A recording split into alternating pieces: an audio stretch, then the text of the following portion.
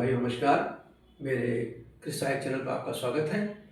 आज का जो कृषि का विषय है वो है गेहूं में खरपतवार नियंत्रण। जैसा कि आप जानते ही हैं कि कीट और रोग के बाद खरपतवार हमारे गेहूं की फसल की एक बहुत बड़ी समस्या है। ये खरपतवार जो है कई प्रकार से हानि पहुंचाते हैं, पोषक तत्वों की हानि करते हैं, नमी की हानि करते हैं, जगह की हानि करते हैं, जिससे हमारी जो फसल की जो है गुणवत्ता भी, उत्पादन तो कम होता ही होता है, हमारी गुणवत्ता भी उससे प्रभावित होती है। गेहूं की फसल में कुछ संकरी पत्ती वाले खरपतवार, कुछ चौड़ी पत्ती वाले खरपतवार का प्रभाव ज़्यादा होता है। इनमें जो संकरी पत्ती के जो खरपतवार है वो आपका फेलस माइनस इसको हम कहते हैं, गुल्ली डंडा भी कहते हैं, गेहूं को मावा भी कहते हैं, मंडूसी भी कहते हैं, कई नामों से जाना जाता है इसको अलग अलग क्षेत्रों में। इसका नियंत्रण जो है गेहूं की फसल में हम रासायनिक विधि से कैसे करें और उसमें कौन कौन सी सावधानियाँ बरतें, कितनी मात्रा में डालें, किस प्रकार की दवा का कॉम्बिनेशन हम प्रयोग करें, कौन कौन सी दवा किसमें मिला सकते हैं और किस ढंग से प्रभावशाली हो सकती है, आज इस पर हम चर्चा करेंगे। जैसा कि आप जानते हैं खरपतवार नियंत्रण में कुछ कृषि क्रियाएँ हैं, जैसे गर्मी की गहरी जुताई, हरी खाद का प्रयोग जिससे गेहूं और धान में खरपतवार का जमाव कम होता है, बीज का स्वच्छ बीज का प्रयोग, समय से बुआई, ये कुछ ऐसे कारण हैं जिनकी वजह से हम खरपतवार नियंत्रण करते हैं। लेकिन आज की स्थिति में जो खेती का जो समय है, प्रचलन में जो है रासायनिक विधि से खरपतवार नियंत्रण किसान लोग ज़्यादा कर रहे हैं। उसमें कौन सी दवाइयाँ मार्केट, बहुत प्रकार की दवाइयाँ मार्केट में उपलब्ध हैं, किन दवाइयों का प्रयोग हम किस समय करें, आज पर हम चर्चा करेंगे। गेहूँ के मावा का जो नियंत्रण है पहली सिंचाई के बाद, खरपतवारों का नियंत्रण में एक खास बिंदु ध्यान रखने वाला होता है कि इसको गेहूं की 25 से 30 दिन की अवस्था जब गेहूं फसल की हो जाती है, लगभग 30 से 35 के दिन की अवस्था में, उस समय ही इसका शुरू के समय में अगर इसका नियंत्रण कर लेते हैं, क्योंकि प्रतिस्पर्धा शुरू में ज़्यादा होती है, तो हमको ज़्यादा अच्छा रहता है फसल के लिए भी और उत्पादन के लिए भी। अब इसके लिए जो मार्केट में उपलब्ध वाली दवाएँ हैं, दवाएँ बहुत हैं, नए नए कॉम्बिनेशन आ रहे हैं। उनमें कुछ कॉम्बिनेशन है। एक पहला कॉम्बिनेशन है क्लोडिनोफास प्रोपोनिल। ये दवा जो है बहुत ही अच्छी दवा है और इसका प्रयोग करने से सबसे बड़ी बात यह है कि ये दवा अगर आपका कोहरा भी हो, बदली भी हो, उसमें भी ये दवा अच्छे ढंग से काम कर जाती है। दूसरा यह है कि ये जंगली जई और गेहूं मावा दोनों को नियंत्रण करने में काफ़ी हद तक नियंत्रण कर लेती है। इस दवा का प्रयोग हम जब कर सकते हैं, ये क्लोडिनोफास प्रोपेनल 15% के नाम WP के नाम से आती है।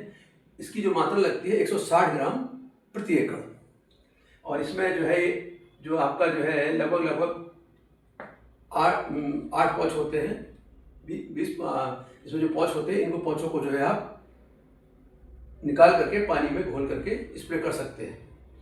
इस दवा को प्रयोग करने के लिए जो पानी की मात्रा है लगभग 120, 8 टंकी, 15 लीटर की टंकी है तो 8 टंकी पानी लगता है।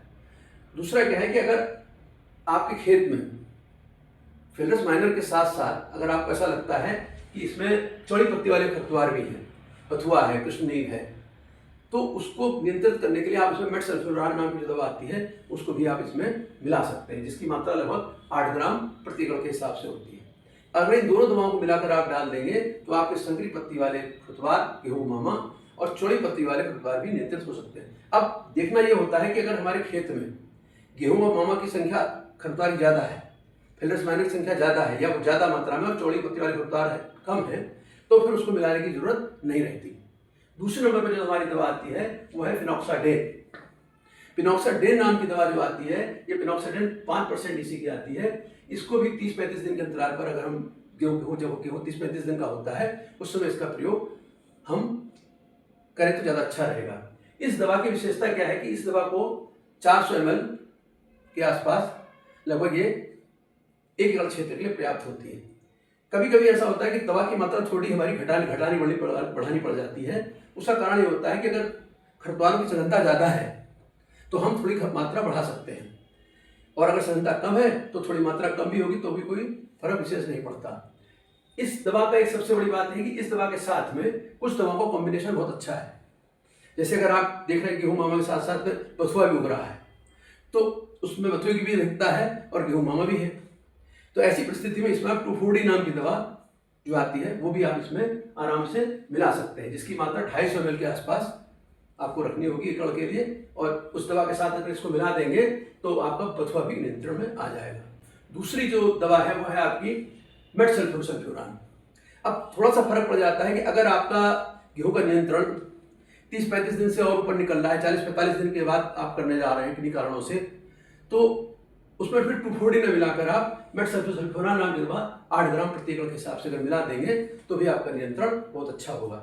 अगर आप समय से कर रहे हैं, 30-35 दिन के अंतराल कर रहे हैं, तो 2,4-D मिला देंगे तो उसका तो आप जानते हैं 2,4-D का बथुए पर बहुत ही अच्छा असर होता है। 24 घंटे के अंदर अंदर आप खेत से निकलेंगे बाहर तो बथुआ मुरझाना शुरू हो जाता है, इतनी मारक होती है 2,4-D। तीसरे नंबर पर आता है कार्फेंट्राजोन। कार्फेंट्राजोन नाम की दवा जो है ये भी आप इसमें मिला सकते हैं। ये उस परिस्थिति में आप मिलाएंगे अगर गेहूं की फसल के साथ साथ आपके उसमें देखिए गेहूं के मामा में मकोए भी है या हिरणखुरी की मात्रा ज़्यादा है। हिरणखुरी नाम का एक जो खरपतवार होता है वो होने बहुत प्रसिद्धता नहीं करता है गेहूं के साथ में, जितना कि बथुआ करता है या भादा करता है या अदर वीड्स करते हैं, उस हिसाब से हिरणखुरी उतना स्पर्धा नहीं करता फसल के साथ। लेकिन अगर उसकी अधिकता है तो उसमें आप कार्फेंट्राजोन नाम की दवा आती है 40% DF की, ये जो है 20 ग्राम के हिसाब से प्रति एकड़ के हिसाब से आप इसको इसमें मिला देंगे तो ये दवा भी आपका, ये दवा जो है आपके दोनों तरह के खरपतवारों को नियंत्रण कर लेगी। अब बात ये बढ़ती है कि अगर हमारे खेत में स्थिति कैसी है, ये हम तभी हो सकता है जब हम अपने खेत को पहचानेंगे और मिट्टी को जानेंगे। तीसरे नंबर की एक दवा आती है इसमें फिनोक्सोप्रॉप, मार्केट के अंदर फिनोक्सोप्रॉप 10%। अब इसमें क्या होता है कि एक फिनोक्सोप्रॉप, एक थोड़ा सा किसान भाई ध्यान नहीं देते हैं, फिनोक्सोप्रॉप के नाम पे एक 9.3% की भी आती है जो सोयाबीन के लिए, कपास में खरपतवार नियंत्रण के लिए काम आती है, और फिनोक्सोप्रॉप 10% जो होती है वो गेहूं में काम आती है। इसकी 400 ग्राम मात्रा प्रति एकड़ के हिसाब से 100 से 120 लीटर पानी में मिलाकर हम स्प्रे करते हैं तो हमारा फेलर्स माइनर जो है गेहूं का मामा, मडूसी, मोलियंडाई नियंत्रित हो जाता है। अब अगर गेहूं का मामा बहुत कम मात्रा में है, हल्का फुल्का है, तो मेट्रीब्यूजन नाम की दवा जो है बहुत अच्छा काम करती है। ये 100 से 120 ग्राम दवा जो है प्रति एकड़ के हिसाब से पर्याप्त होती है। 200 से 250 लीटर पानी मिलाकर इसका अगर आप स्प्रे कर देंगे तो ये 1 एकड़ के लिए पर्याप्त होती है। अब इसमें 100 ग्राम और 120 ग्राम में थोड़ा होता है कि सर मिट्टी लाइट है आपकी, जैसा कि मैं आपको बार बार कहता हूँ अपने इस एपिसोडों के माध्यम से कि अपने खेत को जानो, अपनी मिट्टी को पहचानो। अगर लाइट सॉइल है, हल्की सॉइल है तो 100 ग्राम में भी आपका काम चल जाएगा। अगर थोड़ी भारी मिट्टी है तो 120 ग्राम, वहाँ पे थोड़ी सी मात्रा आपको बढ़ानी पड़ेगी। तो मेट्रीब्यूजन का प्रयोग करके भी आप फेलर्स माइनर का नियंत्रण कर सकते हैं। इसके बाद कुछ हमारे मार्केट में दवाएं आती हैं मिक्स, जिनमें 2 दवाओं का कॉम्बिनेशन है। कॉम्बिनेशन का उन्होंने इस ढंग से बनाया गया है कि उसमें चौड़ी पत्ती और संकरी पत्ती दोनों तरह के खरपतवारों का नियंत्रण हो जाता है। तो आजकल हमारे किसान भाई इसका भी बहुत प्रयोग कर रहे हैं। अब इसमें भी थोड़ा सा देखना पड़ता है कि हम किस प्रकार की दवा कॉम्बिनेशन उठाएं। तो इसमें एक आता है क्लोरोडिनोफॉब, प्रोपोनिल और मेटसल्फोसल्फ्यूरान 1% का। इसका कॉम्बिनेशन भी बहुत अच्छा है। ये 160 ग्राम प्रति एकड़ के दर से इसका प्रयोग होता है और 120 लीटर पानी में इसका हम स्प्रे आराम से कर सकते हैं। क्लोरोडिनोफॉब, प्रोपोनिल 15% और आपका मेटसल्फ्यूरान जो है 1% WP का ये कॉम्बिनेशन आता है बना बनाया। इसका भी आप प्रयोग खरपतवार नियंत्रण में कर सकते हैं। दूसरे नंबर पर आती है सल्फोसल्फ्यूरान प्लस मेटसल्फोसल्फ्यूरान। सल्फोसल्फ्यूरान प्लस मेटसल्फोसल्फ्यूरान, ये दोनों दवाओं का कॉम्बिनेशन भी आता है और ये भी आपका जो है करीब करीब 16 ग्राम प्रति एकड़ के हिसाब से इसका प्रयोग होता है।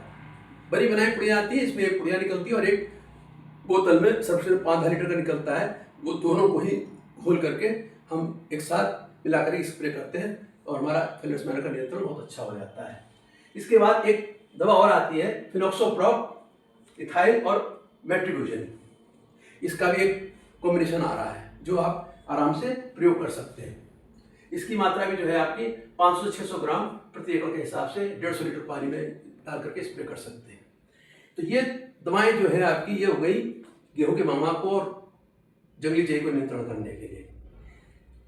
दूसरे नंबर पे कुछ हमारे चौड़ी पत्ती खरपतवार जो हमारे गेहूं में काफी मात्रा में जाते हैं, अगर उनकी अधिकता है तो उनकी अधिकता में हमारे पास 4 दवाएं हैं। 2,4-D sodium salt 80%, 2,4-D amine salt 58% और आपका मेटसल्फोसल्फ्यूरान 20% WP।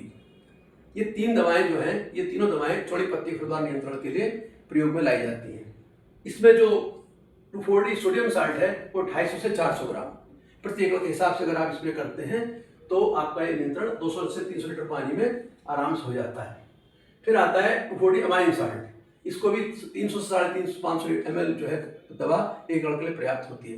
अब ये जो थोड़ा सा जो गैप है, जैसे हम कहते हैं 250 से 400 ग्राम या 350 से 500 ग्राम, ये गैप इसलिए दिया जाता है कि अगर अधिकता है खरपतवारों की, सघनता ज़्यादा है, बड़े हो गए हैं, थोड़ी सी विलम्ब से हो गया है, तब उसमें हम थोड़ी मात्रा को बढ़ा सकते हैं। ये वो एक रेंज है, इस हिसाब से आप इसको डालने का प्रयास डालेंगे तो ज़्यादा अच्छा रहेगा।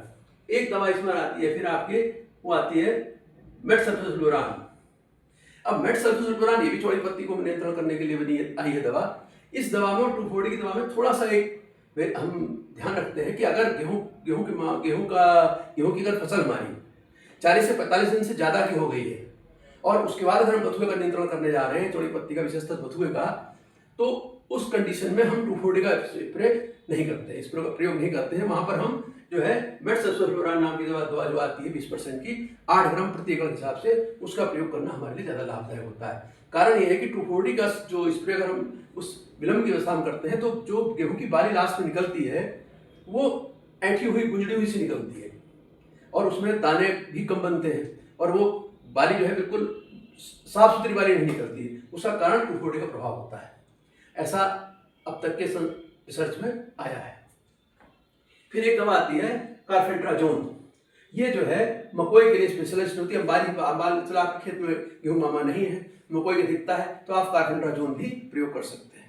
और कार्फेंट्राजोन जो है ये स्पेशली जो 40% DF की आती है 20 ग्राम प्रति एकड़ के हिसाब से इसका प्रयोग किया जाता है। तो किसान भाइयों, खरपतवार नियंत्रण में रासायनिक दवाओं के प्रयोग में कुछ सावधानी और दवाओं की जानकारी जैसा कि मैंने अभी आपको दी, इनको अगर आप ध्यान रखेंगे तो ये आपकी फसल को नुकसान भी नहीं करेंगे और आपके जो गेहूं मामे जो खरपतवार से जो होने वाली हानि है, खरपतवार से होने वाली उत्पादन में कमी है, उसमें आपको लाभ मिलेगा। नमस्कार, धन्यवाद।